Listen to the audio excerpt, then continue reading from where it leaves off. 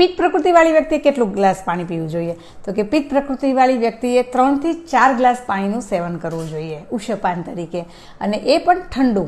કારણ કે પિત્ત ગરમ છે એટલે એની શરીરમાં લાઈ બળતી હોય, માથામાં ધગ ધગ તપતું હોય માથું, અને આંખો બળતી હોય, તો એમાં ઠંડા પાણીનું સેવન અવશ્ય કરવું, અને એ પણ 3 થી 4 ગ્લાસ. કારણ કે એટલા માટે, કારણ કે પિત્ત પ્રકૃતિવાળી વ્યક્તિને ખૂબ જ પસીનો થતો હોય છે, ખૂબ જ ગરમી થતી હોય છે, તો એ યુરિન દ્વારા બધું પિત્ત બહાર નીકળે, ગરમી બહાર નીકળે, એના માટે ઊનમાં જેવી રોગો, વારવાર યુરિન પાસ કરવું, એ બધું જ પિત્ત પ્રકૃતિવાળી વ્યક્તિને ખૂબ જ થતું હોય છે. એમાં ઉનાળાની ગરમીમાં તો ખાસ પિત્ત પ્રકૃતિવાળી વ્યક્તિએ સવારમાં ઉઠીને ખાસ 3 થી 4 ગ્લાસ ઠંડા પાણીનું સેવન કરવું. પિત્ત પ્રકૃતિવાળી વ્યક્તિ શું એડ કરી શકશે? તો કે પિત્ત પ્રકૃતિવાળી વ્યક્તિ વરિયાળીનો પાવડર અને સૂકી કાળી દ્રાક્ષ, આ વસ્તુ જો સવારમાં એડ કરશે તો ખૂબ જ સરસ એને હેલ્થમાં ફાયદો થશે અને પિત્તનું શમન થશે.